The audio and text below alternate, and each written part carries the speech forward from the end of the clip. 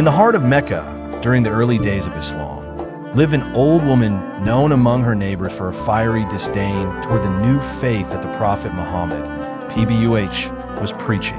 She was a figure as rigid as the stones that formed the city's walls, unyielding in her beliefs. Every day, as the sun climbed over the horizon and cast its light on the dusty streets, she would position herself by her window, waiting for the young prophet to pass by on his way to the mosque. As he did, she hurled refuse at him as a symbol of her contempt. Day after day, the prophet endured her actions in silence, brushing off the remnants of her disdain from his garments without a word of rebuke. His serene demeanor only fueled the woman's bitterness, but her acts became routine, just as the sun rose in the east. Then came a morning unlike the others. Prophet Muhammad passed by the woman's abode, yet not a shred of waste came flying from her window.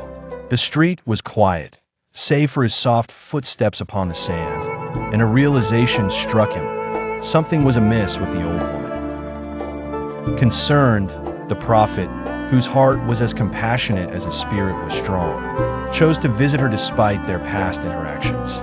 He found her frail and bedridden, her hardened exterior cracked by the fever she battled. His presence in her threshold startled her, and with a gentle voice, he inquired about her health and offered his assistance. Astonished by his kindness, the old woman was moved to tears. She had expected scorn in return for her actions.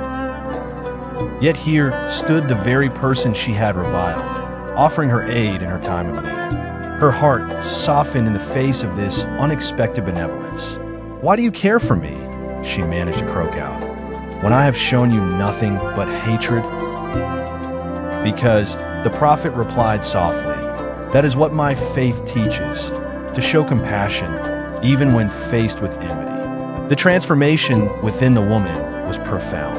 The scales of her blindness fell away, overwhelmed by the warmth of his mercy. In those moments of healing, not just of body but of soul, she saw truth in his words and expressed her desire to embrace Islam. Thus, the old woman came to be known not for her antagonism, but as a testament of how true acts of kindness can illuminate the darkest corners of prejudice. Her story became one of many, enshrined in the memory of those who cherished the moral teachings of a prophet whose power lay